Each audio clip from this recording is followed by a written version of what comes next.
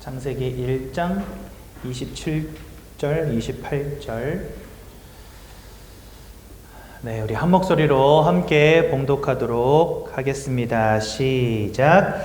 하나님이 자기 형상 곧 하나님의 형상대로 사람을 창조하시되 남자와 여자를 창조하시고 하나님이 그들에게 복을 주시며 하나님이 그들에게 이르시되 생육하고 번성하여 땅에 충만하라. 땅을 정복하라. 바다의 물고기와 하늘의 새와 땅에 움직이는 모든 생물을 다스리라 하시니라. 아멘. 여러분들 저랑 밸런스 게임 한번 하시죠. 이 밸런스 게임이 뭐냐? 둘 중에 뭐가 더 좋아요? 이거 결정하는 게임이거든요. 자, 제 이름이 홍감사예요. 홍감사랑 그 탤런트 중에 현빈 있죠? 잘생긴 현빈. 자, 현빈과 홍감사 여러분들은 누가 더 좋으십니까? 현빈. 그렇죠? 이렇게 하시는 거예요. 네. 자, 이렇게 나 홍감사 할 줄 알았는데 다 현빈 하시네. 네, 좀 약간 실망됐는데. 이렇게 밸런스 게임 한번 해볼게요. 자, 범죄자가 있고요. 또 목사가 있다. 여러분들은 둘 중에 뭘 택하시겠습니까? 내 인생이 범죄자 혹은 목사 둘 중에 하나를 선택해야 된다면 여러분들은 범죄자를 택하시겠습니까? 목사를 택하시겠습니까? 목사. 네, 목사를 택하시겠죠. 자, 그럼 두 번째. 부자가 있고 목사가 있습니다. 여러분들은 부자가 되길 원하십니까? 목사가 되길 원하십니까? 하나, 둘, 셋. 예, 목사가 더 크게 들렸으니까 목사. 그럼 부자 지울게요. 세 번째. 여러분들이 왕도 될 수 있고 목사도 될 수 있다. 하나, 둘, 셋. 왕 소리 들린 것 같은데. 보통은요. 지금 여러분들은 여기 새가족부에 예배 드리러 오신 분들이잖아요. 근데 만약에 제가 교회 밖에서 이걸 한다. 그러면요. 100% 확률로 왕이라고 할 겁니다. 그렇죠? 왜냐하면 목사 되는 것보다요. 왕이 되는 게 훨씬 낫다고 생각할 테니까요. 근데 성경에 보니까 이 밸런스 게임을 할 때 왕과 목사를 두고 선택할 때 왕 대신에 목사를 선택한 사람이 있어요. 성경에 보니까. 그 사람의 이름이 뭐냐? 바로 바울입니다. 이 바울이라는 사람이 사도행전 26장에 보니까 아그리빠 왕 앞에서 재판을 받는데 거기에서 당신 하나님 믿어야 됩니다 라고 아그리빠 왕한테 말을 해요. 더 놀라운 사실은 아그리빠 왕으로 그치는 게 아니라 나중에는 로마까지 가서 로마의 황제 가이사를 만나서 그 가이사에게도 당신 예수 믿어야 됩니다 라고 이렇게 이야기를 합니다. 그래서 그런지 몰라도 이 아그리빠 왕이라는 사람이요. 사도행전 26장 24절에 이렇게 말합니다. 바울아, 네가 미쳤구나 이렇게 이야기를 해요. 나는 한나라의 왕인데 나한테 와서 뭔 예수를 믿으라고 하냐. 네가 미쳤구나. 너의 많은 학문이 너를 미치게 했도다 이렇게 이야기를 합니다. 그때 바울이 하는 말이 이 사람은 그때 당시에 범죄자 신분으로 이제 아그리빠 왕 앞에서 재판을 받고 있었거든요. 근데 이 사도행전 26장 말미에도 나오지만 바울은 죄를 범한 사실이 없습니다. 근데 일부러 잡혀왔다 이렇게 돼 있어요. 근데 일부러 잡혀온 이유가 뭐냐? 이 아그리빠 왕을 만나서 예수 믿으라고 복음 전하려고 일부러 잡혔대요. 그리고 가이사에게 상소까지 했대. 그 이유가 뭐냐? 아그리빠 왕만 만나는 게 아니라 가이사라는 황제도 만나서 복음 전하려고 죄도 없는데 일부러 상소를 했대요. 그래서 나중에는 로마까지 가서 가이사 앞에서도 복음을 전하게 됩니다. 그러니까 이 아그리빠 왕이 볼 때는요. 도대체 예수 믿는 게 뭐라고?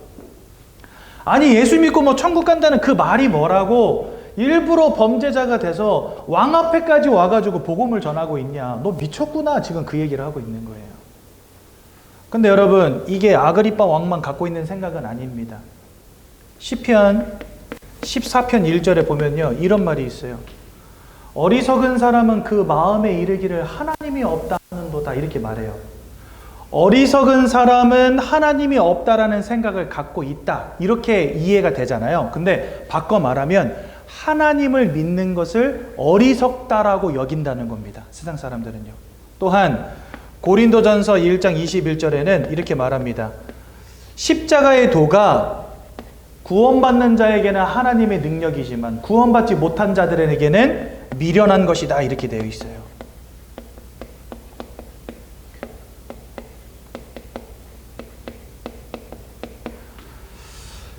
제 친구 중에 한 친구가 제가 목사 됐다 그러니까 야, 네가 미쳤구나 이러더라고요. 저한테. 제 친구 중에 하나가 예수 믿는 거 그거 뭐라고 목사까지 돼. 그냥 교회나 열심히 다니지.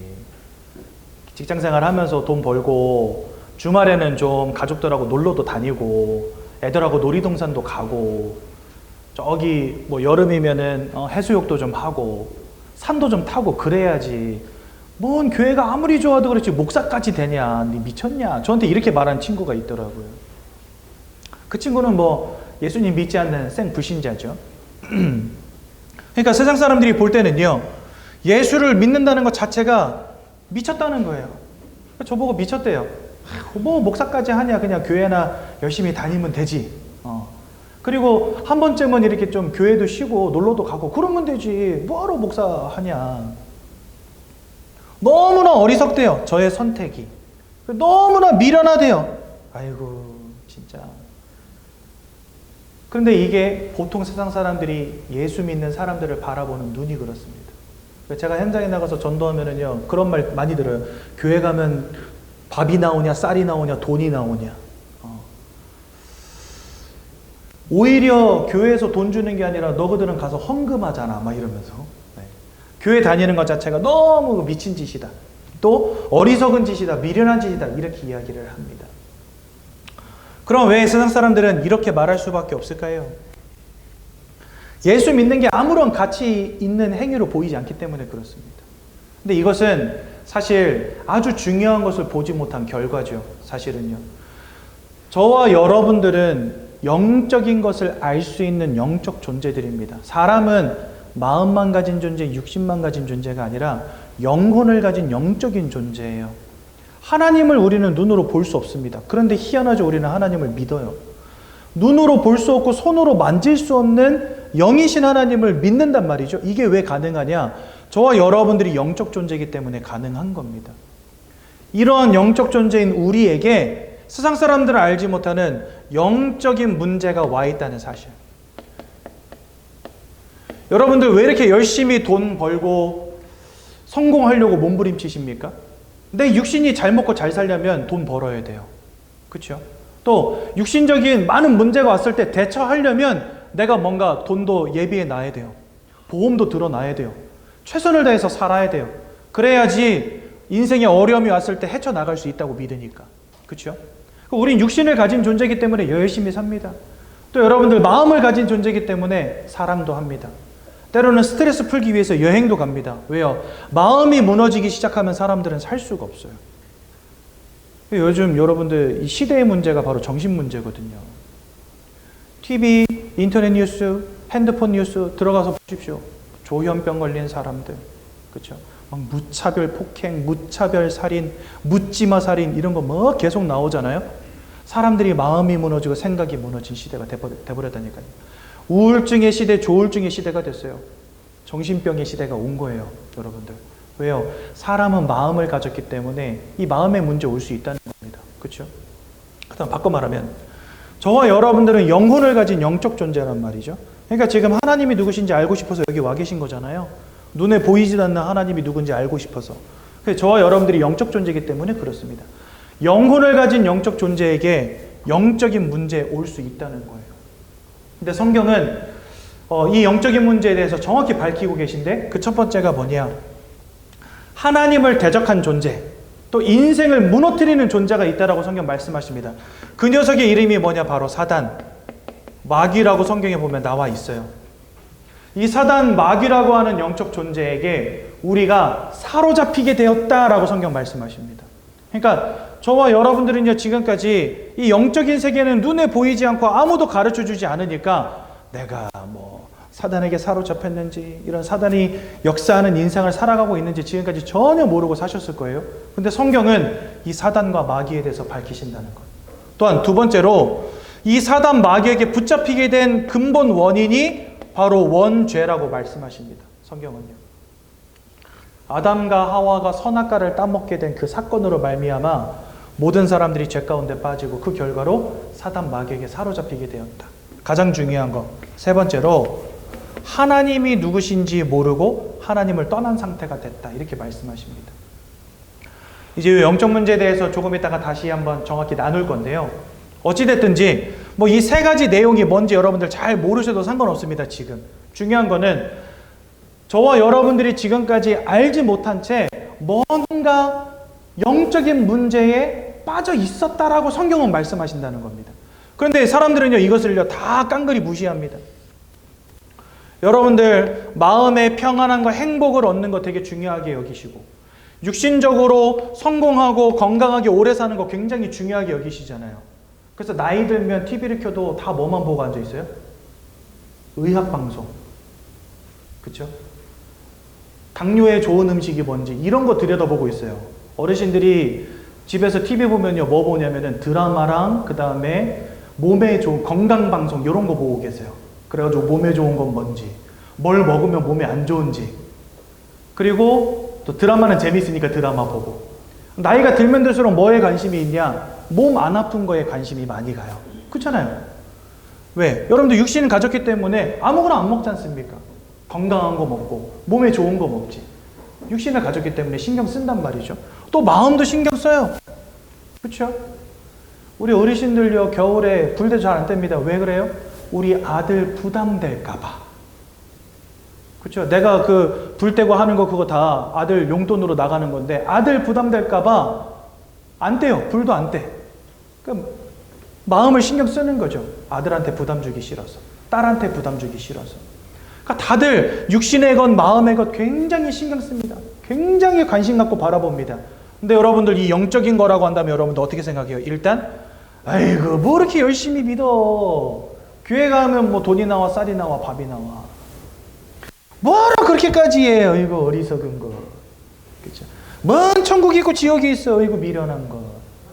우리는 분명히 영적인 것에 관심을 갖고 사는 영적 존재들인데 이 영적인 것만큼은요 굉장히 간과합니다. 그거 별로 신경 쓰지 않아도 된다라고 말합니다. 그럴 시간에 돈이라도 한 푼 더 벌으라고 말합니다. 그죠? 그러니까 이 두 가지는 굉장히 신경 쓰는데 여기에 대해서는요 너무나 무지해요. 영적인 세계에 대해서는요 너무나 무지해요. 아는 게 없어. 여러분 세상 사람들이 얼마나 머리가 좋고 똑똑하고 빠삭한지 아십니까? 정부로부터 나오는 보조금 이런 거에 대해서는요 그냥 다 꿰고 앉아 있어요. 근데 천국이 뭔지 지옥이 뭔지 사단이 뭔지 하나님이 누군지 전혀 관심 없습니다. 그렇죠? 몸에 좋다는 음식들을 달달달달달 외우고 있어요. 근데 뭐 귀신이 뭔지 하나님이 뭔지 관심도 없어. 뭘 나타내는지 아십니까? 육신과 마음의 것은 우리가 다 신경 쓰고 다 관심 갖고 있지만 영적인 것에는 전혀 관심이 없다는 거예요.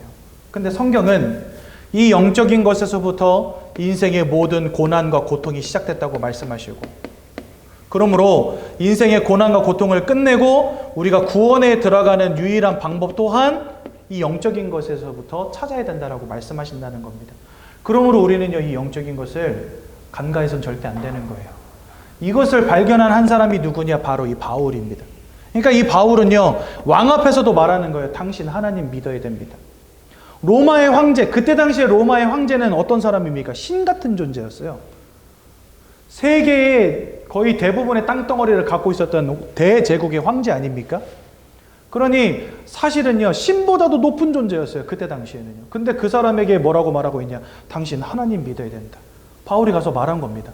그러니 이 로마 황제가 볼 때 그 바울 얼마나 가짜나 보였겠어요. 그렇죠? 손에 쇠사슬, 발에 쇠사슬로 묶여가지고 쟤 죽여 그러면은 황제가 죽여 그러면 죽임당할 수밖에 없는 아주 연약한 존재거든요. 근데 그런 놈이 전 세계를 호령하는 신 같은 존재인 나한테 와서 하나님 믿어야 된다고 말하고 있는 거예요. 얼마나 가짜났겠어요. 그렇죠? 근데 바울은요 그 자리에 간 겁니다. 왜요? 이 영적인 사실을 알고 보니 왕이라도 황제라도 예수 믿지 않으면 안 된다는 걸 깨달은 거예요.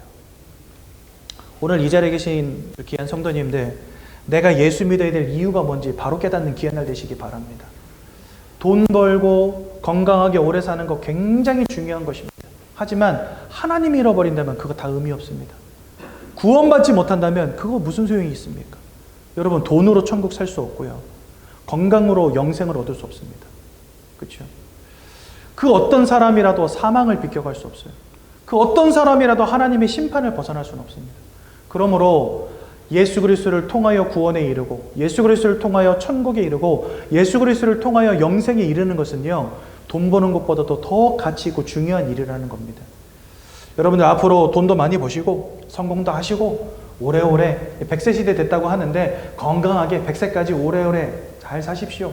하지만 하나님을 믿는 믿음 안에서 성공하시고 예수를 믿는 믿음 안에서 건강하시라는 말입니다. 제 말은요.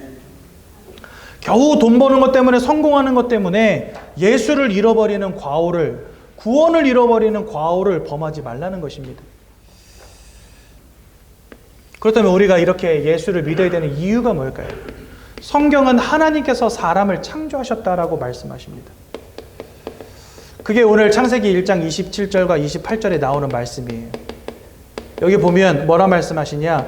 하나님의 형상을 따라 사람을 창조했다 이렇게 말씀하십니다. 그 말은 뭐냐? 저와 여러분들을 하나님을 닮은 존재로 만드셨다는 건데, 하나님은 육신을 갖고 있지 않은 영으로 존재하시는 분이십니다. 그러니까 영이신 하나님을 닮은 존재이기 때문에 저희들은 영적인 것을 깨달아 알고 믿을 수 있는 영적 존재라는 거예요.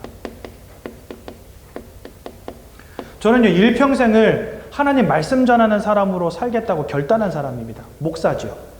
흔히 말하는 목사. 근데 진짜 제가 일평생의 목표로 갖고 있는 게 뭐냐면 눈에 보이지 않는 하나님을 다른 사람들에게 소개하는 사람인 거예요. 저는요. 그렇죠? 이게 왜 가능하냐? 사람이 영적 존재이기 때문에 이런 일들이 가능하다는 겁니다. 눈에 보이지 않는 하나님을 믿을 수 있고 눈에 보이지 않는 하나님을 알 수 있는 존재, 그게 바로 영적 존재라는 거예요. 그러니까 저와 여러분들을 처음부터 하나님은 영적인 것을 알고 영적인 행위를 할 수 있는 존재로 만드셨다는 겁니다. 그래서 여러분들, 저는 하나님을 믿지만 어떤 사람들은 절에 가서 불공을 드려요. 어떤 사람은 성당 가서 미사를 드려요. 어떤 사람은요, 무당을 불러다가 구슬해요. 어떤 사람은요, 해가 바뀌면서 부적을 갖다 붙이기도 해요. 신수점을 친다고 하죠. 점쟁이들 찾아가서 점을 보기도 합니다. 결혼하기 전에 궁합을 봅니다. 그렇죠? 사업을 시작하기 전에 어디로 가서 무슨 사업을 해야 되는지 물어보기도 합니다. 사람들은 뭔가 이 하나님도 무시하고 천국과 지옥도 무시하는데 늘 보면은 영적인 행위라는 걸 하고 있어요. 왜 그러냐? 영적 존재이기 때문에 그렇습니다. 하나님을 믿지 않는 사람들도 영적인 행위를 합니다. 왜 그러냐? 영적 존재이기 때문에 그렇습니다. 근데 성경은 처음부터 사람을 이 땅에 있는 다른 피조물들과 구별된 영적 존재로 지으셨다라고 말씀하십니다. 그래서 저와 여러분들은요, 영적 행위를 하는 유일한 존재들입니다. 여러분들 개, 돼지, 고양이, 소 이런 동물들이 어디 가서 예배하고 기도하고 미사 드리고 불공 드리는 거 보신 적 있으세요? 없어요. 어떤 사람은요, 종교가 진화의 산물이라고 하고 문화의 산물이라고 합니다. 저는 그 말에 동의하지 않습니다. 왜냐니까요, 저 아마존 밀림에 사는 원시 부족들 가운데도 제사장이라는 존재들이 있어요. 막 이러면서요, 막 물 뿌리고 병 낫게 해주고 하는 이런 제사장의 무리가 있고 무당들이 있어요. 저 원시 부족 안에도. 문화로 인해서 생겨난 게 종교가 아니라는 겁니다. 인간은 원래부터가 영적인 것을 추구하는 영적 존재이기 때문에 이 종교라고 하는 것은요, 당연하게 나타날 수밖에 없는 거예요. 무슨 말인지 이해가 되시죠? 그러면 하나님께서 사람을 처음부터 본질적으로 이렇게 영적 행위를 하는 영적 존재를 지으신 이유가 뭡니까? 이유는 하나밖에 없어요. 이사야서 43장 21절에 보니까 이런 말씀이 있습니다. 이 백성은 내가 나를 위하여 지었나니 나를 찬송하게 하려 함이니라, 이렇게 돼 있어요. 그러니까 하나님이 사람을 지으신 이유가 뭐냐? 하나님을 찬송케 하시려고 지으셨다는 거예요.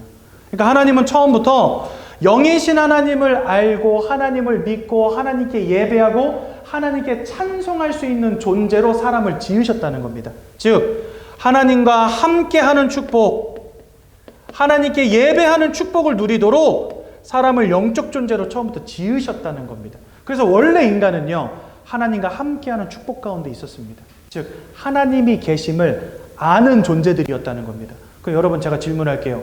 여러분들 지금까지 하나님이 계심을 아셨습니까? 예수님을 아셨습니까?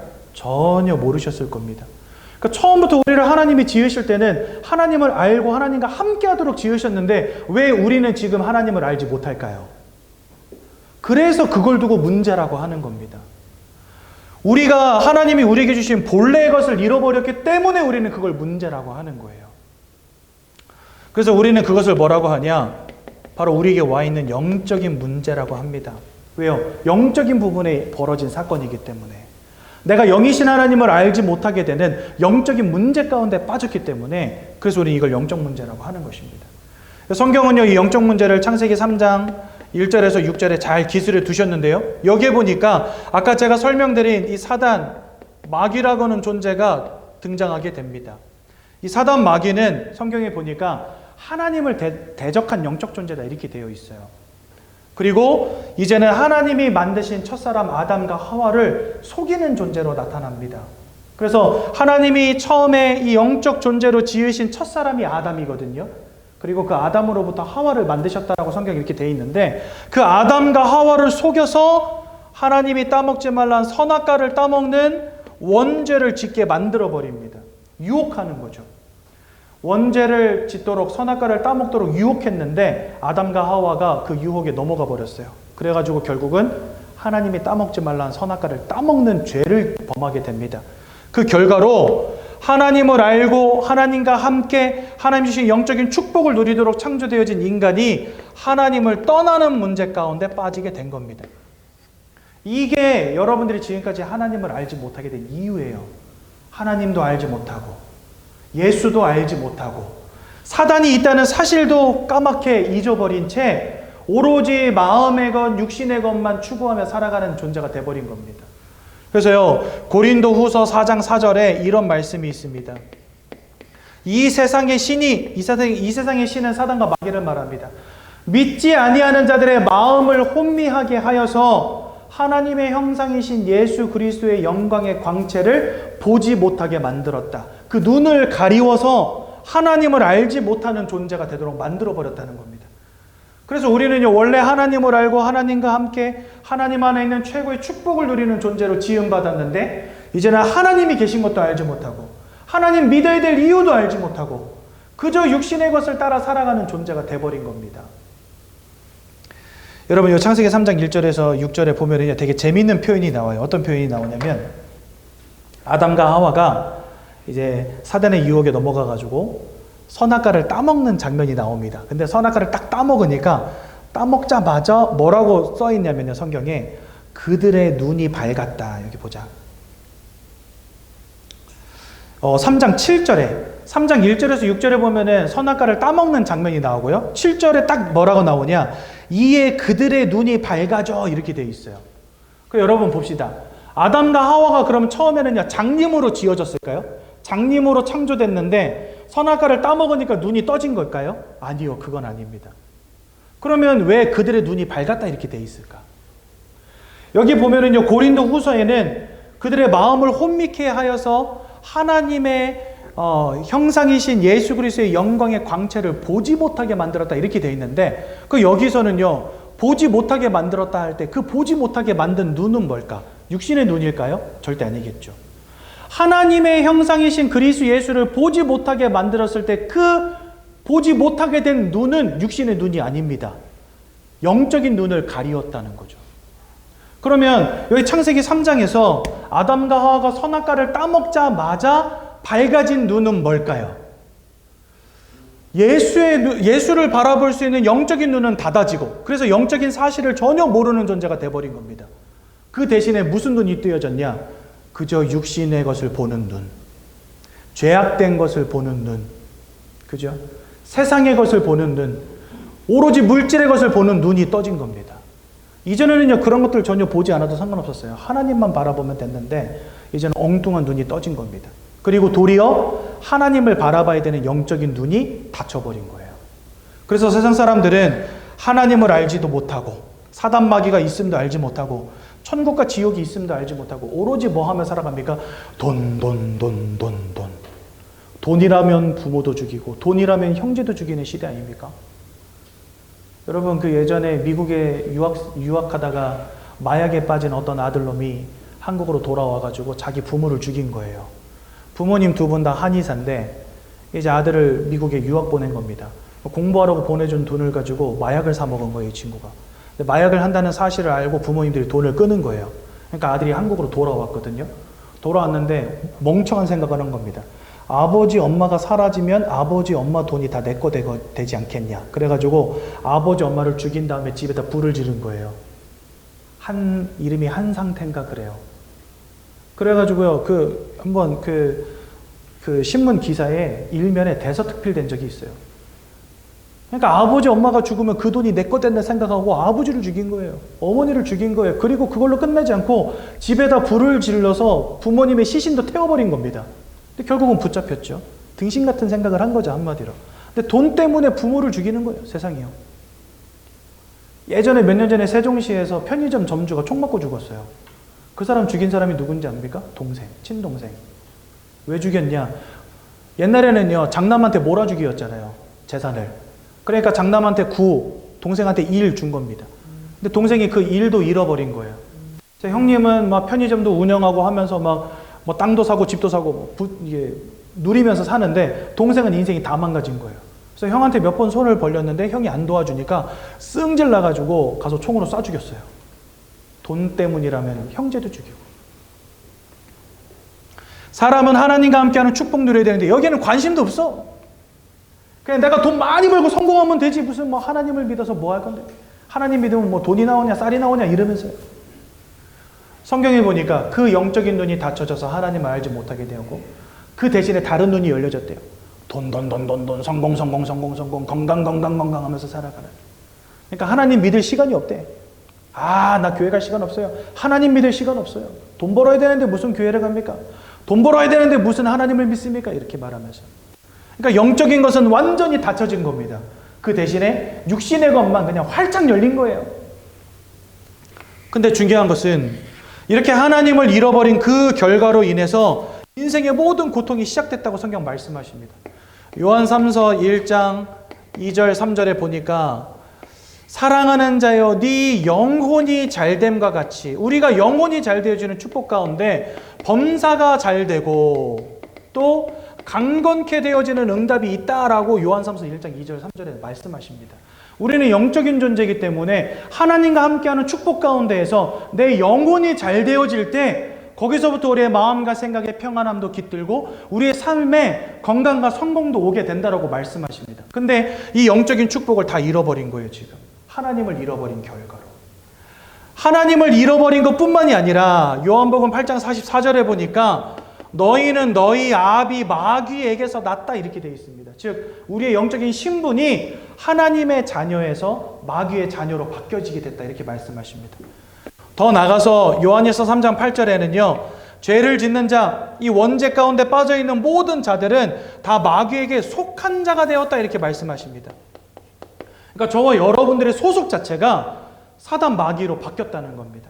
이전에는 하나님께 소속되어지고 하나님의 자녀였는데 안타깝게도 이 영적 문제로 말미암아 하나님을 잃어버린 채 사단에게 사로잡힌 자, 사단에게 속한 자가 되었다고 말씀하세요.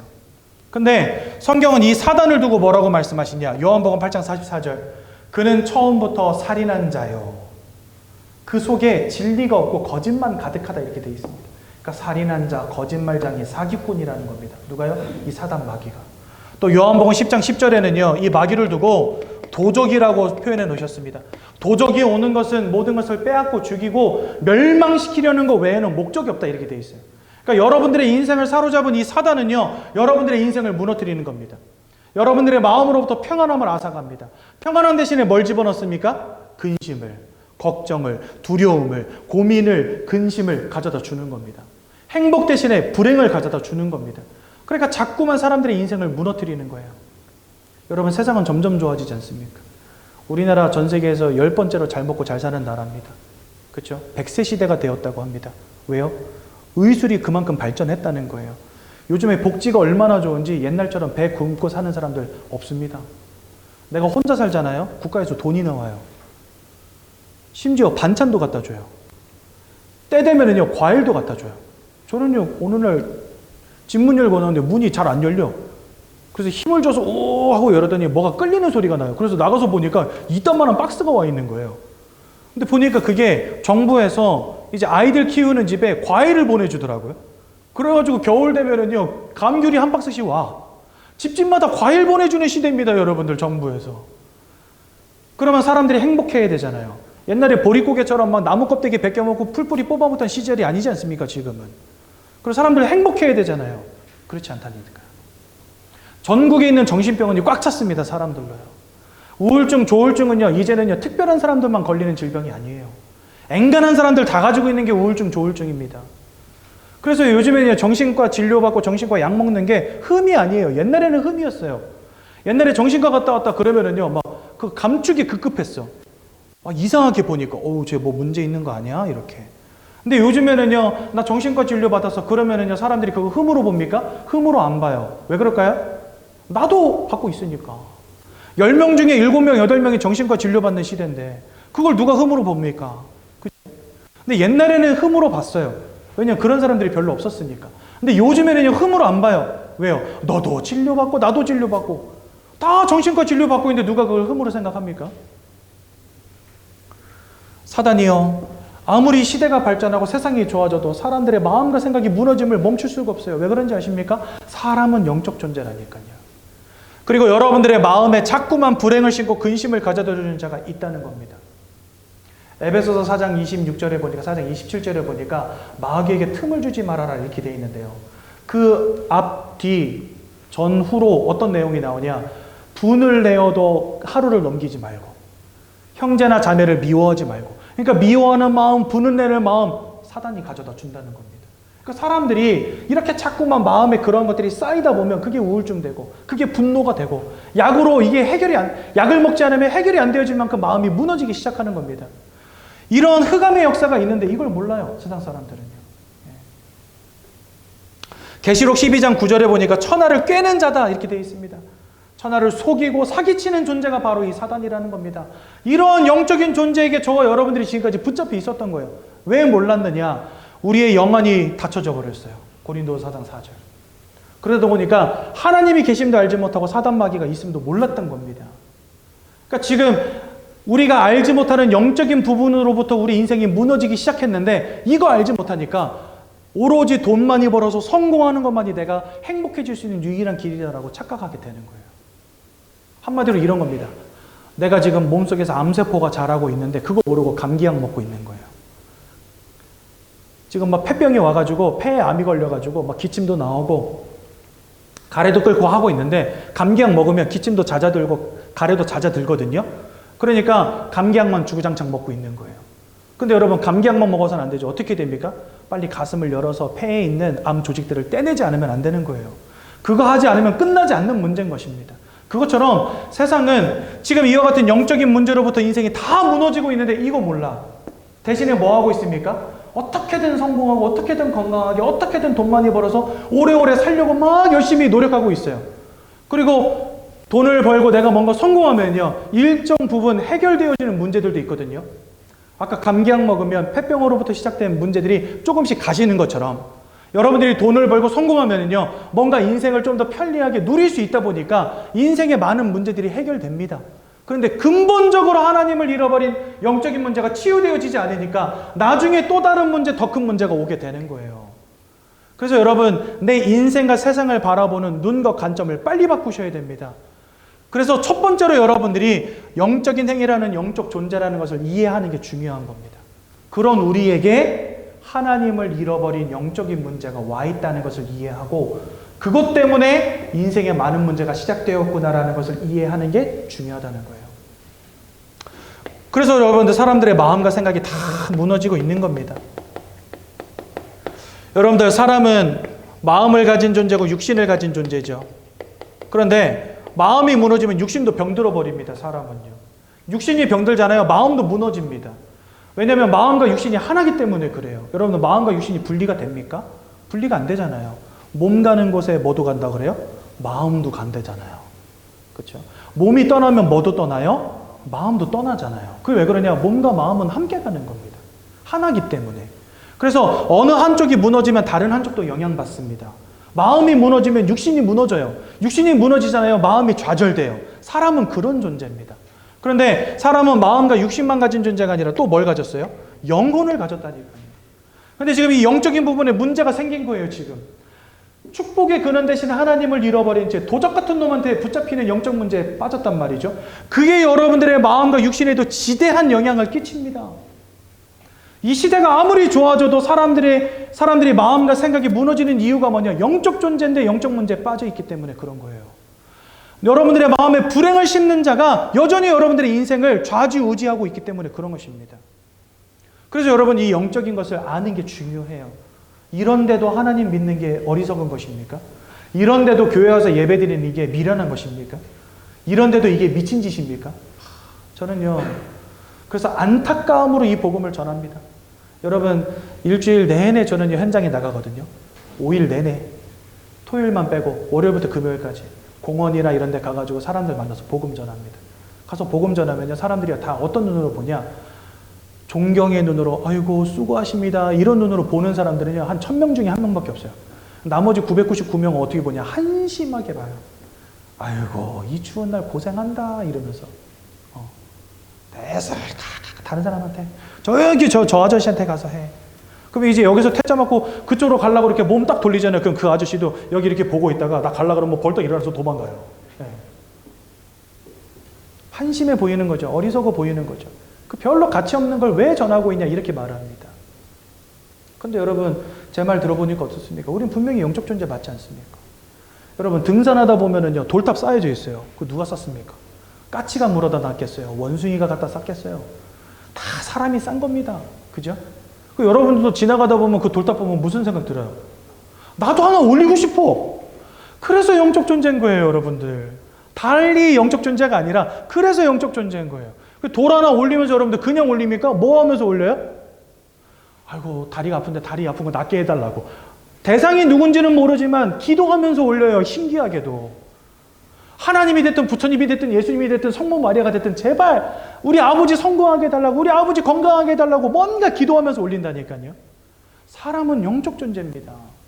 그런데 처음부터 하나님 그렇게 만드셨고, 안타깝지만 성경은 그 하나님을 잃어버린 채 하나님을 대적한 이 도적놈에게 우리가 영적으로 사로잡히게 되었다고 말씀하신다는 거예요. 그리고 그 영적인 사로잡힘이 사람들의 마음과 사람들의 육신과 삶도 무너뜨리고 있다는 사실. 사람은 영혼과 마음과 육신이 하나인 존재이기 때문에 한쪽이 무너지면 다른 한쪽도 영향을 받는다는 겁니다. 그러니 하나님을 잃어버린 채 사단에게 사로잡힌 이 영적인 문제가 여러분들의 마음과 생각도 무너뜨릴 수 있다는 겁니다. 이걸 아셔야 돼요. 그래서 우리가 하나님을 만나야 되는 겁니다. 그래서 우리가 구원의 축복 가운데로 들어가야 되는 것입니다. 그래서 여러분들, 이 시대가 우울증으로 조울증으로 무너진 시대가 됐습니다. 악몽과 환청에 시달리는 시대가 됐습니다. 약을 먹지 않으면 잠을 자지 못하고 불면증에 시달리고요. 이 조현병 걸린 사람들은 약 먹지 않으면요, 그게 폭력으로 드러나고. 그 예전에 여러분들 그 PC방 알바가 째려봤다는 이유 하나로 기분 나빠서 집에 가서 칼을 가져다가 PC방 알바를 뭐 수십 번을 찔러서 죽인 사건이 있었어요. 김성수라는 사람이 서울에서. 그 사람 뭐였는지 아십니까? 조현병 환자. 약을 오랫동안 안 먹었어요. 약을 오랫동안 안 먹으니까 그게 어떻게 드러나냐? 폭력으로 드러나는 거예요. 그래가지고 그냥 PC방 알바가 자리를 옮겨달라고 했나 봐. 그러니까 PC방 알바 입장에서는 조금 귀찮게 또 가서 닦아야 되고 하니까 표정이 약간 안 좋았나 보죠. 그 표정이 안 좋은 표정으로 자기를 봤다고 집에 바로 달려가서 칼을 가져다가 쓰레기 버리러 가는 사람을 그냥 정면에서 찔러버린 거예요. 얼굴을 수십 번을 찔렀어요. 얼굴을. 보통 프로파일러들이 말해요. 얼굴을 집중 공략할 때는요, 그 사람에 대한 분노가 폭발했을 때 얼굴을 공격한대요. 아니 좀 째려봤다고 칼로 수십 번을 찌를 만큼 분노가 치솟는데 말이 됩니까? 마음과 생각의 문제. 이게 사회 문제가 될 만큼 사람들의 마음이 무너지고 있다는 사실. 우울증, 조울증, 막 악몽, 환청이 시달리고, 막 조현병, 막 분노 조절 장애, 개인 기피증. 요즘에 여러분들 공황 장애 이런 거 여러분들 많이 들어보셨죠? 제가 이 공황 장애 환자분도 한번 만나서 이렇게 사역을 오랫동안 지속해 왔는데 지금 완전히 치유되셔가지고 교회 잘 다니고 계시거든요. 근데 이분이 죽음에 대한 두려움이 몰려오면요, 호흡이 안 되는 거예요. 누가 옆에서 목을 조르고 있는 것도 아닌데 목을 조르는 것처럼 호흡이 안 된대. 그러면서 이러다가 가는 거구나 이런 생각이 들 만큼 호흡이 안 돼가지고 자기가 너무 고통당했다는 거죠. 그게 공황장애입니다. 마음과 생각이 무너진 시대. 그러니 여러분 삶이 온전할 수 있겠습니까? 여러분 마음과 생각이 무너진 분들의 삶도요 너무 힘듭니다. 일상생활이 안 돼요. 직장생활도 안 되고 일상생활도 안 되고 그렇죠? 그러니까 인간관계도 다 무너져요. 자녀와의 관계, 남편과 아내와의 관계 다 무너질 수밖에. 또한 원치 않는 불행, 원치 않는 사건, 사고, 원치 않는 고통 가운데 자꾸만 내던져지는 겁니다. 나는 원치 않는 이런 불행들이 자꾸 와. 뭐 아홉수가 끼었다, 뭐 삼재다 이런 말들 하잖아요. 그게 다 뭐예요? 뭔가가 불행이 막 겹쳐서 와. 불행이 올 때는 그냥 하나만 오는 게 아니에요. 막 겹쳐서 와. 그러니까 사람이 살 수가 없는 거죠. 건강이 무너지고, 자녀가 무너지고, 뭐 부모님의 사업이 무너지고 하면서 사람들이 인생에 자꾸만 원치 않는 불행의 문제, 질병의 문제, 사건, 사고의 문제가 막 오는 겁니다. 이런 문제가 오면 사람들 보통 뭐라고 그래요? 아이고 뭐 사납다? 아이고 팔자 사납다 이렇게 말하잖아요. 이 팔자 사납다는 말이 뭐예요? 뭔가 내 인생, 내 마음대로 되어지지 않는다는 겁니다. 뭔가 운명과 사주와 팔자라는 묶여있는 무엇인가가 우리 인생을 묶고 있는 무엇인가가 있다는 거예요. 그러니까 사람들이 영적 존재이기 때문에 어렴풋하게 뭔가 우리 인생이 무엇인가에 묶였다. 뭔가 우리 인생이 내가 원하는 대로 흘러가지 않는다라는 것을 느끼고 있지만 영적으로 너무 무지해지다 보니까 그게 하나님을 잃어버린 결과여 사단에게 사로잡힌 결과임은 알지 못하는 거예요. 근데 어렴풋이 느끼는 거예요. 왜 느끼냐? 영적 존재니까. 뭔가 우리 인생을 사로잡은 운명과 사주팔자라고 하는 인생의 흐름이 있음을 사람들은 아는 거예요. 근데 그것의 실체가 뭔지를 모르는 거죠. 근데 성경은 그것에 대해서 밝히는 겁니다. 그게 바로 하나님을 대적한 사단 마귀에게 사로잡힌 결과라고. 그러니까 이 사단에게 사로잡힌 결과로 마음과 생각, 삶과 육신이 병드는 겁니다. 그래서 네 영혼이 잘됨과 같이 범사가 잘되고 강건케 된다는 말이 의미가 있는 말인 거예요, 여러분들. 우리가 하나님을 만나고 하나님의 자녀 되어짐으로 영혼이 잘 되어지는 축복을 누릴 때에야 비로소 여러분들의 마음에도 뭔가 세상에 주지 못하는 평안함. 이 공황장애 환자분을 제가 3년 만났거든요. 근데 지난 2024년도 한 해 동안은요, 저한테 공황장애 때문에 힘들었다는 말을 한 번도 안 하셨어요. 근데 2023년도까지는요, 가끔씩 급하게 저한테 전화해서 목사님 와주세요 이렇게 할 때가 가끔 있었어요. 자기 갑자기 공황장애가 온 거야. 가보면 뭔가를 잘못 드셔가지고 뭐 장폐색 이런 게 왔는데 거기서 죽음의 고통이, 죽음의 두려움이 확 밀려오면서 공황장애가 시작이 된 거예요. 나한테 기도해달라고 막 그러시고. 근데 지난 2024년도에는요, 한 번도 그런 적이 없었어요. 예. 그리고 자기가 이제는 뭔가 인생이 다 무너져가지고 아무런 소망도 없고 아무런 미래도 없는 그런 인생을 살고 계신 분인데 나도 모르게 하나님 주신 평안함이 있다는 거예요, 마음속에. 세상 사람들은 돈으로부터 성공으로부터 평안함 얻으려고 합니다. 하지만 이 영적 문제 치유되어지지 않는다면 아무리 많은 돈을 얻어도 성공하더라도 평안할 수 없습니다. 저 강남의 펜트하우스에 사는 아줌마들이 우울증 약 먹고 있어요. 그건 뭘 의미합니까? 성공과 돈이 나에게 평안함을 주지 못한다는 반증 아니겠습니까? 그래서 영적 존재인 사람은 하나님 만나야 됩니다. 이렇게 살아가면서 인생이 편치 못하니까 사람들 다 뭐합니까? 다 우상 숭배하며 살아갑니다. 돼지머리 살마다 놓고 그 앞에다 절하고 제사상도 차리고 고사상도 차리고 그죠? 부적도 갖다 붙이고 점도 치고 막 신주단지 모셔놓고 늘 빌고 찾아가서 빌고 쫓아가서 빌고 데려다가 빌고 모셔놓고 빌고 막 열심히 빕니다. 근데 문제는 뭐냐? 사람은 영적 존재이기 때문에 영적인 행위를 하면 그곳에 다른 영적 존재들이 역사합니다. 성경에 사람을 제외한 다른 영적 존재들이 있는데 딱 4종류예요.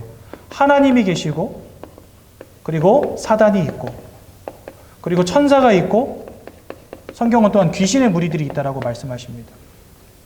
하나님의 자녀들이 예배할 때 그곳에는 하나님이 성령으로 역사하십니다. 천군 천사가 그 자리에 함께합니다. 사람이 영적 행위를 할 때 이런 영적 존재들이 그곳에 나타나요. 그렇다면 반대로 말하면 하나님을 믿지 않는 사람들이 뭔가 차려놓고 깎아놓고 그 앞에다 절하고 빌고 할 때 그곳엔 누가 나타날까요? 이 녀석들이 등장하는 겁니다. 그래서 고린도전서 10장 20절에 이런 말씀이 있어요. 대저 이방인이 하는 제사는 귀신과 교제하는 것이니라. 그러니까 이방인들이 제사 지낼 때 그곳에 누가 나타난다는 거예요? 귀신의 무리들이 역사한다는 겁니다. 그래서 우리는요, 제사, 고사 지내지 말라고 가르쳐요. 그랬더니 많은 사람들이, 기독교 믿는 사람들은 예수 믿는 것들은 부모도 없고 할아버지 할머니도 없다면서 막 손가락질 해요. 제사 지내지 말라 그랬다고. 효도하지 말라는 말이 아니라 제사 지내면 그곳에 이 귀신의 무리가 역사합니다, 여러분들. 제사 지내면 지낼수록 어떻게 되냐? 가문이 무너져요. 가문이 멸망해 가는 거예요. 그래서 하지 말라는 겁니다. 효도는요, 살아계실 때 하는 거예요. 살아계실 때. 돌아가신 다음에 밥상 백날 차려봤자 그거 아무 의미 없어요. 그냥 부모님은 마음으로 기억하는 겁니다. 돌아가시고 난 다음엔 마음으로 기억하고 나를 위해서 헌신하신 그 부모님의 사랑을 기리면 돼요. 굳이 뭔가 차려놓고 깎아놓고 빌고 절하고 하실 필요 없어요. 왜냐? 그거 하면 할수록 사단 마귀 귀신의 무리가 거기에 역사하기 때문에. 그럼 여러분, 효도는 언제 하냐? 살아계실 때. 전화도 한 번 더 하고 용돈도 좀 더 보내드리고 소고기도 좀 사드리고, 그죠? 여름 되면 에어컨 빵빵하게 트실 수 있게 용돈 좀 콱콱 넣어드리고 걱정 없이 사실 수 있도록 해드리는 거, 그게 효도지. 돌아가신 다음에 밥상 한번 차리는 게 그게 무슨 효도입니까? 그러면 1년 365일 매일 3끼씩 올리시든가. 그죠? 무슨 뭐 부모님이 1년에 한 끼 먹고 삽니까? 365일 매일 하루에 3끼씩 올려야지. 그러면 그건 효도 맞아요. 근데 돌아가신 날 밥상 한번 거나하게 차리고 그거 효도했다고 생각해요. 아니요, 여러분, 그 착각입니다. 살아계실 때 효도하세요. 살아계실 때 최선을 다하세요. 돌아가신 다음에 불효자는 옵니다 하지 마시고 살아계실 때 잘하세요. 그게 효도입니다. 그래서 여러분들 성경에는요, 부모를 공경하고 효도하라고 분명히 되어 있습니다. 근데 제사는 지내지 말래요. 왜 그러냐? 제사 지낼 때 이 영적인 무리들이 역사하니까. 우리가 예배할 때 나의 이름으로 모인 그곳에는 내가 너희와 함께 하겠다, 이렇게 약속하셨거든요. 그러니까 지금 여기가 하나님의 이름으로, 예수의 이름으로 우리가 모인 자리잖아요. 여기에 하나님의 성령으로 지금 함께하고 계십니다. 그것처럼 제사 지내고 고사 지내고 뭔가 구판 벌리고 하는 그곳에는 누가 오냐? 귀신이 와요. 그래서 여러분들 무당이 막 굿하다가 보면은요, 목소리가 막 변하고 표정이 변해요, 사람이. 한 번은 뭐 할아버지가 들어오고 한 번은 뭐 조카가 들어오고 막 이러면서 귀신들이 막 그 몸으로 들어온다니까요. 그러니까 사람들은 그 자리가 귀신이 역사하는 자리라는 걸 몰라. 근데 성경은 밝히 증거합니다. 우상 숭배하는 자리에 귀신이 역사한다는 거. 이 귀신이 어떤 존재예요? 거짓말장애, 도적질하는 놈, 살인마. 그런 놈이 맨날 들락날락 한다 해보세요. 여러분들 가정 가문이 남아나겠습니까? 박살 나는 겁니다. 효도는 언제 한다? 살아계실 때. 이렇게 살아가다가 나중에 죽어서는 하나님께 심판받는다, 이렇게 되어 있습니다. 여러분들 천년 만년 사실 분 있습니까? 안 죽고 천년 만년 사실 분 있습니까? 죽음을 피해갈 사람 있습니까? 돈을 아무리 많이 번들 죽음을 피하겠습니까? 공부를 아무리 많이 한들 죽음을 벗어날 수 있습니까? 아니요. 다 한 번은 죽습니다. 그리고 죽은 다음에는 하나님 아버지 앞에 심판받는다, 성경 말씀하세요. 하나님을 믿음으로 천국을 소유한 자가 됐다면 우리는 천국에 이르게 됩니다. 근데 하나님을 알지 못한 채 여전히 사단에게 속한 자가 되었다. 그러면요, 사단 마귀와 함께 사단 마귀를 위해서 예비된 지옥으로 들어가는 것입니다. 많은 사람들이 착하게 사는 사람이 천국 가고 못되게 사는 사람이 지옥 간다, 이렇게 여기거든요. 성경은 그렇게 말씀하시지 않으세요. 천국과 지옥을 하나님이 만드신 이유를 먼저 봐야 돼요. 여러분들, 절에는 누가 가죠? 부처님 믿는 사람들이 가잖아요. 교회는 누가 옵니까? 예수 믿는 사람들이 와요. 그러라고 만들어 놓은 건물이에요. 소방서는 어떤 사람들이 갑니까? 불 끄는 사람들이 모이는 곳이에요. 그렇지 않습니까? 그것처럼 뭔가를 만들 때에는요, 거기에 대한 합당한 목적이라는 게 있어요. 하나님이 천국을 만드실 때 천국은 누구에게 허락하셨냐? 예수 그리스도를 통하여 하나님의 자녀된 자들에게 주시려고 만든 곳이 천국이에요. 천국은 이런 곳이야, 우리가 말하는 게 중요한 게 아닙니다. 천국은 이런 것이야, 우리가 뭔가 그것을 내 나름대로 판단하는 게 중요한 게 아니에요. 하나님이 천국을 만드신 이유가 뭔지를 아는 게 중요한 거예요. 그것처럼 지옥을 왜 만드셨냐도 보여야 됩니다. 마태복음 25장 41절에 보니까 마귀와 그의 사자들을 위해서 예비된 지옥이다, 이렇게 돼 있어요. 그러니까 하나님이 지옥은 왜 만드셨냐? 하나님을 대적한 존재 마귀를 가두시기 위해서 만든 곳이 지옥이라는 거예요. 그런데 하나님을 믿지 않는 자들에게 명령하십니다. 마귀와 그의 사자들을 위해서 예비된 지옥에 들어가라 이렇게 되어 있어요. 그러니까 하나님을 믿지 않고 사단 마귀에게 여전히 소속되어 있는 자들, 그 소속이 사단 마귀에게 되어 있는 사람들 또한 같이 지옥으로 들어가게 되는 겁니다. 그러니까 지옥은 그러라고 하나님이 만드신 곳이라는 거예요. 그러니까 나쁜 놈이 지옥 가는 게 아닙니다. 누가 가는 겁니까? 사단 마귀와 함께 사단에게 속한 자가 가는 곳이 지옥이라는 거예요. 그럼 천국은 누가 갑니까? 예수를 믿음으로 하나님께 속한 자가 천국에 가는 것입니다. 이게 우리가 예수를 믿고 하나님의 자녀되어야 될 이유인 거예요. 그러니까 이 땅을 살아가는 동안에도 하나님을 알지 못한다면 마귀에게 속한 채 마음과 생각, 삶과 육신이 고통당하고 우상 숭배하면서 귀신의 역사 가운데 살아가다가 죽어서는 지옥에 가는 인생 돼버린 겁니다. 무엇 때문에? 이 영적 문제 때문에. 그러니 아그리빠 왕이라도 가이사 황제라도 복음 들어야 되는 거예요. 그 사람들이 볼 때는 바울이라는 그 목사가 진짜 가짜나 보이고 어리석어 보이고 미친놈처럼 보이고 미련해 보이는데 사실 영적인 세상을 여러분들이 영적인 지혜와 지식을 가지고 바라보면 아그리빠 왕이라도 가이사 황제라도 예수 믿지 않으면 안 되는 것입니다. 밸런스 게임 다시 한번 할게요. 자, 여러분들은 왕이 되겠습니까? 하나님의 자녀가 되시겠습니까? 왕이 되면 하나님 자녀 못 된다 칩시다. 자, 하나, 둘, 셋. 이제는 여기지. 그죠? 영적인 것을 두고 보면 여기가 100%일 겁니다. 근데 세상 사람들처럼 영적인 눈이 없다면 누가 이거 하고 싶습니까? 미련하고 어리석고 바보 같고 미친놈으로 보이는데 당연히 다 왕이 되고 황제가 되고 싶다라고 말하겠죠. 그걸로는 천국을 살 수 없고 영생을 살 수 없고 가장 중요한 거 사단의 권세를 이길 수가 없어요.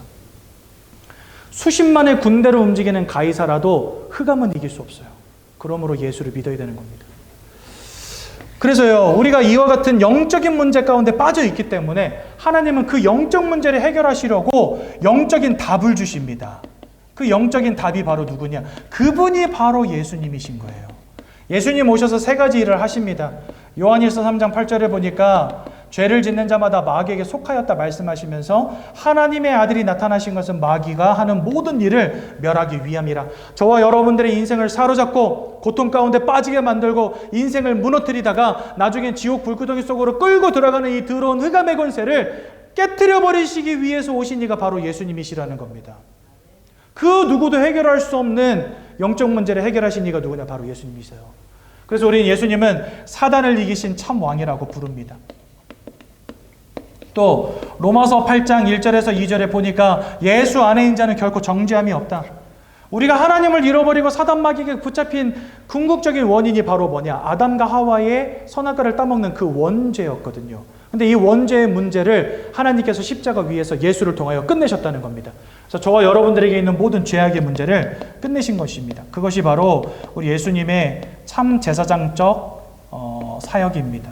세 번째로 요한복음 14장 6절에 보니까 내가 곧 길리요 진리요 생명이니 나로 말미암지 않고는 아버지께로 올 자가 없다. 아버지께로 올 자가 없다라는 건 뭐예요? 다 아버지로부터 멀리 떠나 있다는 거예요, 지금. 로마서 3장 23절에 보니까 죄를 짓는 자마다 하나님의 영광으로부터 멀어졌다 이렇게 되어 있습니다. 그러니까 저와 여러분들은 죄 때문에 하나님의 영광으로부터 멀어져 있는 사람들인 거예요. 근데 길 되시고 진리 되시고 생명 되신 예수를 통하지 않고서는 아버지께로 돌아올 자가 없다는 겁니다. 즉 예수님만이 하나님을 만나는 유일한 길이 되신 거죠. 그래서 우리는 예수님을 참 선지자라고 부르는 것입니다. 이렇게 예수님이 왕으로 제사장으로 선지자로서의 사역을 완성하신 곳이 어디냐? 거기가 바로 십자가입니다. 십자가에서 고난당하시고 고통당하시고 피 흘리시고 우리를 위해서 생명을 내어주시고 돌아가신 지 사흘 만에 부활하심으로 우리를 위한 구원을 완성하신 것입니다. 그래서 우리는 예수님을 누구라고 부르니까? 그리스도다라고 부르는 것입니다. 저와 여러분들을 구원하시기 위해서 이 땅에 오신 예수님이 바로 그리스도이신 것입니다. 그러므로 우리는요, 그 예수를 믿어야 돼요. 그 예수를 마음에 영접함으로 하나님의 자녀가 되어야 됩니다. 그러지 않고서는 이 인생의 근본적 영적인 문제로부터 빠져나올 수 없고 거기서부터 시작된 인생의 문제 가운데에서 우리는요, 평안함을 누릴 수 없는 것입니다. 우리가 하나님의 자녀 되어지고 천국과 영생을 소유한 하나님의 백성으로 그 신분이 바뀌어질 때에야 비로소 주의 성령이 우리 안에 함께 하심으로 우리 마음의 평안함도 주시고 우리 삶 속에 응답 주시는 것입니다. 그렇게 하나님이 함께 하시는 인생을 살아가다가 이 땅 떠나는 날 천국으로 임하게 되는 것입니다. 그리고 그 천국에서 하나님과 영원한 생명을 누리게 되는 것입니다. 여러분 여기에 속하시고 싶으십니까? 아니면 예수를 통하여 구원받고 싶으십니까? 당연히 이쪽이죠. 뭐 이거 고민할 필요도 없죠. 제가 현장에서 복음 전할 때 가끔 그런 분들이 있어요. 예수 영접하시려고 그러면 나중에 어디 있습니까? 뭐 돈이 들어가는 것도 아니고 그죠? 여러분 바로 예수 영접하시면 하나님의 자녀 되는데 다음에 하시겠다는 분이 있어요. 다음이 아니고 나중이 아닙니다. 지금 바로 요한계시록 3장 20절에 보니까 예수님이 여러분들의 마음문을 똑똑똑 두드리고 있다라고 말씀하십니다. 그것은 뭘 의미하냐면 하나님은 여러분들과 인격적으로 만나고 싶다는 거예요. 여러분 도적은 어떻게 옵니까? 내가 알지 못할 때 담 넘어서 몰래 들어와서 여러분들 거 다 훔쳐가잖아요. 그러니까 지금까지 여러분들 알지도 못한 가운데 사단 마귀 이 도적에게 사로잡힌 채 살아오셨잖아요. 근데 예수님은 도적처럼 담 넘어오시는 분이 아니세요. 초인종 눌러요. 나 들어가고 싶은데 들어가도 돼? 라고 물어보세요. 지금 물어보시는 거예요. 여러분들의 집 문을 똑똑똑 두드리고 초인종을 누르고 계십니다. 나 들어가도 돼? 라고. 어떻게 해야 되냐? 주인이 그 음성을 듣고 문을 열어주지 않고서는 들어올 수 없어요. 그 말은 뭐냐? 여러분들의 마음의 문을 활짝 여시고 예수님 내 안으로 들어오십시오 라고 고백하지 않고서는 예수님 오시지 않는다는 거예요. 오늘 이 시간 예수님을 마음속에 영접하는 기도를 통해서 예수님을 여러분들의 인생으로 모셔드리는 귀한 날 되시기 바랍니다. 그래서 저희가 친절하게 영접 기도문을 여기다 써놨어요. 14페이지를 펴보십시오. 15페이지를 펴보십시오. 15페이지에 보면 영접 기도문이 잘 나와 있거든요. 오늘 예수님을 마음속에 영접하심으로 하나님의 자녀 되시고 하나님이 함께 하시는 축복 누리시기를, 하나님의 자녀 되는 축복 누리시기를 예수님의 이름으로 축원드립니다. 우리 영접 기도문 함께 고백하도록 하겠습니다. 시작. 사랑의 하나님, 이제 나는 죄인인 것을 깨닫고 회개합니다. 지금까지 하나님을 떠나 사단의 지배 아래 묶여 종노릇하며 살았습니다. 그러나 예수님이 저를 위하여 십자가에서 죽으시고 3일 만에 부활하신 그리스도이심을 믿습니다. 예수 그리스도께서 하나님을 만나는 유일한 길이 되시며 사탄의 권세를 꺾으시고 모든 죄와 저주와 재앙에서 나를 해방하신 그리스도 되심을 믿습니다. 지금 이 순간 내 마음의 문을 열고 예수님을 나의 구주로, 나의 주인으로 내 마음에 영접합니다. 나를 구원해 주심을 감사드립니다. 앞으로 하나님의 말씀과 뜻대로 살겠습니다. 지금부터 일평생을 세밀히 인도해 주옵소서. 예수 그리스도 이름으로 기도합니다. 아멘. 제가 한번 기도하고 말씀 마치도록 하겠습니다. 사랑의 하나님, 은혜 감사합니다. 예수의 언약만을 붙잡게 도와주시고 하나님의 자녀되게 하신 그 은혜에 너무나 감사를 드립니다. 일평생 하나님의 자녀임을 기억하게 도와주시며 예수 그리스도의 복음을 잃어버리지 않는 믿음에 견고하게 설 수 있도록 우리 모든 성도님들 붙잡아 주옵소서. 너무나 감사해 하나님께 예물 올려드립니다. 우리 강진석, 홍정혜, 백옥선, 송다순 귀한 예물 기뻐 받아주시고 하나님의 넘치는 복으로 채워 주옵소서. 예수님의 이름으로 기도드렸습니다. 아멘.